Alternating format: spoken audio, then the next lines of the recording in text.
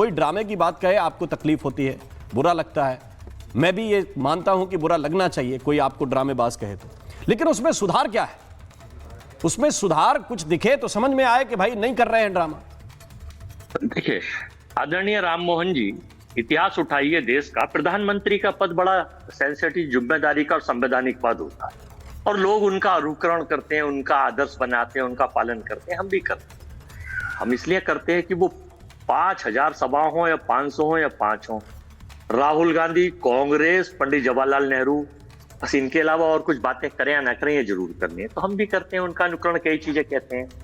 प्रधानमंत्री जी बड़े सम्मानीय हैं, इनके मुंह से कट्टा, मंगलसूत्र छीन लेंगे, इनके मुंह से सिंदूर, इनके मुंह से, राम मोहन जी सुन लीजिए। समस्या ये है कि आप विषय पे नहीं रहेंगे तो मुझे टोकना पड़ेगा। मैंने भाटी जी को नहीं टोका, वो भी आपकी लीडर है ना, विपक्ष के लीडर। मैं इसलिए नहीं टोका क्योंकि विषय पे बात कर रहे थे। हो सकता है मेरे विरोध में बात करें या बीजेपी के विरोध में बात करें, मुझे कोई आपत्ति नहीं, लेकिन आप विषय पे तो रहिए। आप चुनावी सभाओं में तो राहुल गांधी क्या करते हैं, मैंने पूछा क्या, या अखिलेश यादव ने क्या भाषण दिया, मायावती जी ने क्या भाषण दिया? चुनावी सभाएं अलग है, सदन अलग है। सदन में बताइए, तो संसदीय सदन में बताइए। मैं बता रहा हूं जी कि प्रधानमंत्री जी ड्रामा, एक वर्ड जो इन्होंने लिया है, संसार के 196 कंट्रियों में अगर आपने देखा हो कि अगर देखा जाए ड्रेस बदलने में, कहीं कोई इवेंट्स मैनेजमेंट में, गुफाओं में ध्यान लगा के उसके फोटो सेशन कराने में, आगे कोई गवर्नर या कोई मुख्यमंत्री आ जाए उसको हटाने में, देश के प्रधानमंत्री नंबर 1 पर हैं। ये अंतरराष्ट्रीय मेडल मिल चुका है। आपके पास मेरे ख्याल से संसदीय प्रणाली को लेकर जवाब नहीं। आप जहां जाना चाह रहे हैं वहां पे चला गया तो ये डिबेट 3 घंटे करिए आप। मैं ये कह ही रहा हूं भाई, फिर वो लोग शुरू हो जाएंगे सत्ता पक्ष वाले।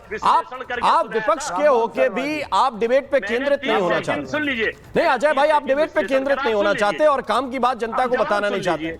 मेरी बात आप सुन लीजिए 1 मिनट, इसके बाद मैं बात करूंगा आपसे। सुन लीजिए कि संसद में, हाँ, संसद में आइए, प्रतिनिधि आते हैं, संसद पर चुने हुए प्रतिनिधि आते हैं और देश के प्रधानमंत्री को संसद में बात करनी चाहिए। व्यापार कैसे बढ़े, देश सबसे बड़ा कर्जदार हमारा संसार में हो चुका है, 2,55,000 करोड़ से ज्यादा, ये कैसे घटे, देश की बेरोजगारी उच्चतम स्तर पर पहुंच चुकी है, महिलाओं के साथ बलात्कार बढ़ रहे हैं, संसद में हत्यारे, मतलब जिन पर मुकदमे दर्ज हैं, बिहार में देख लीजिए। अपनी बात को कॉन्ट्राडिक्ट कोई कैसे करता है, उसका नाम अजय वर्मा है। अब मैं आपको समझाता हूं, मलूक नागर जी के पास में जाऊंगा। आप अपना कॉन्ट्रडिक्शन ऐसे देते हैं, मुझे बताइए, आपको जीडीपी पे चर्चा करनी है, आपको बढ़ते कर्ज पे चर्चा करनी है, और आपके हंगामे किस बात को लेकर है? आपके हंगामे इस बात को लेकर हैं कि एसआईआर ठीक हो रहा है कि नहीं हो रहा है। जो भाटी जी ने विषय उठाया वो प्रासंगिक है कि भाई समय कम है बीएलओ के पास। मैं भी ये कहता हूं कि समय कम है।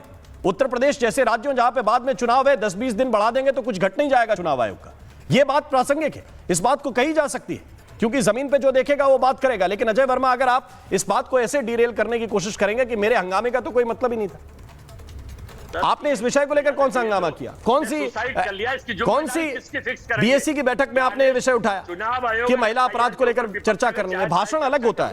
मुझे मलूक नागर को इन कराना पड़ेगा, फिर मैं भाटी जी के पास जाऊंगा। मलूक नागर जी, कौन जिम्मेदारी उठाएगा? ये सारी जिम्मेदारी राहुल गांधी उठा ले, सारी जिम्मेदारी विपक्ष के लोग उठा लें, अखिलेश यादव उठा लें, क्या थोड़ा बहुत जिम्मेदारी आप लोग भी उठाएंगे?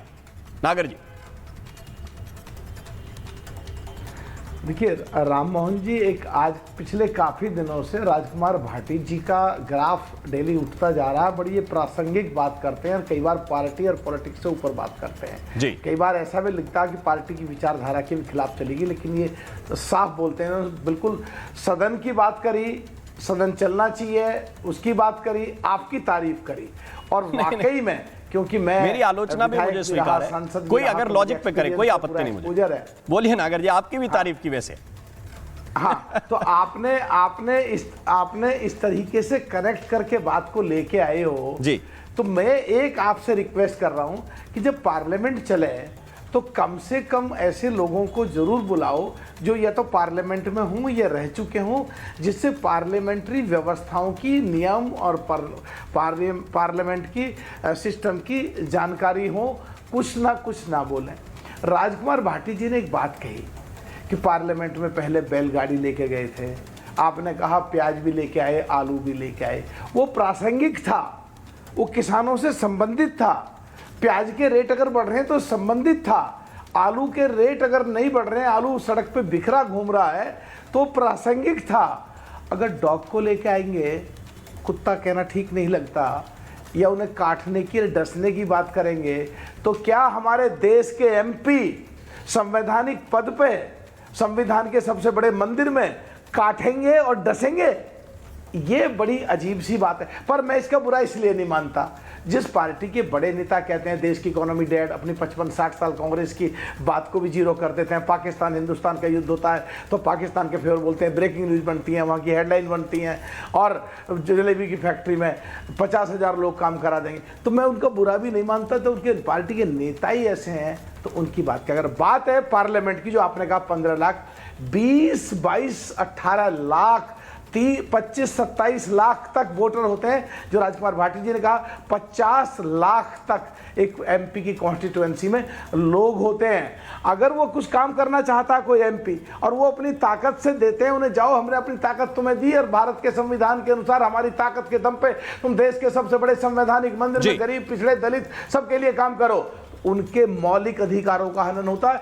हम एमपी जो बोलना चाहते हैं, हमारे मौलिक अधिकारों का हनन होता है। अभी ये बात है ना कि सब पार्लियामेंट चल नहीं रही। भाटी जी अरे भाई, करेंगे। पिछले 17वीं फिर मैं लोकसभा तौसीफ के जी के 7 पास सेशन जाऊंगा। नहीं चलने दिए, पहले ये भाटी जी 1.5 साल अब ये रिस्पॉन्ड पार्लियामेंट नहीं चलने दी। जी भाटी जी। राम मोहन जी, एक बहुत इंपॉर्टेंट बात है, हाँ, आधी मिनट में खत्म कर रहा हूँ, आधी मिनट में जल्दी। ये बुंदेलखंड से बीजेपी के सांसद ने मुद्दा उठाया किसानों का, और वहां पे एक बेल्ट है पूरा, गुजर बेल्ट के हैं या बुंदेलखंड बेल्ट के हैं, वहां के जो बुंदेलखंड में, वहां पे पानी नहीं जाता, फसलें सूखती हैं। तो वहां एक व्यवस्था में जो संबंधित मंत्री हैं भूपेंद्र यादव जी, उसका सॉल्यूशन के साथ जवाब दे रहे थे, इन्होंने हंगामा कर दिया, हाय हाय हाय हाय, वो उठा करके फेंक रहे हैं, कागज फेंक रहे हैं, पार्लियामेंट चलने नहीं देना चाहते। तो सीधा हम ये समझे कि ये किसानों की प्रॉब्लम्स को सॉल्यूशन नहीं होने देना चाहते। भाटी जी, गरीब तौसीफ जी के पास जाऊंगा, लेकिन पहले भाटी जी रिस्पॉन्ड करेंगे। ओके, आपका पॉइंट आ गया सर, पॉइंट आ गया। भाटी जी बोलिए। नहीं, देखिए मैं जो कहना चाह रहा था, भाटी जी हमारे रिश्तेदार, भाटी से क्यों लड़ाई कराते हो हमारी? नहीं, लड़ाई नहीं करा रहे, प्लीज तर्क है। आप बताइए, आप रिश्तेदारी निभाएंगे कि पार्टी निभाएंगे? पार्टी की बात कीजिए ना। हमारे ठीक है, बोलिए। वर्मा जी को लेके आओ। लोकसभा क्षेत्र इतने विशाल हैं और वो इतनी बड़ी आबादी का प्रतिनिधित्व एक सांसद को करना पड़ता है कि वो सब लोगों की बात सुन ही नहीं पाते, सब लोगों की समस्या हल नहीं कर पाते। 2004 में परसिमन होना था, ये 25 तक के लिए, 26 तक के लिए बढ़ा दिया गया। 26 में परसिमन ड्यू है, लेकिन अभी तक जनगणना नहीं करवा पाई है हमारी सरकार, केंद्र सरकार। और ये पहली बार भारत के इतिहास में हो रहा है, चाहे कभी महामारी आई हो या कोई युद्ध हुआ हो, हर 10 साल में जनगणना हुई। ये पहली बार ऐसा हो रहा है कि 21 में जनगणना होनी थी, अभी 25 तक नहीं हो पाई है।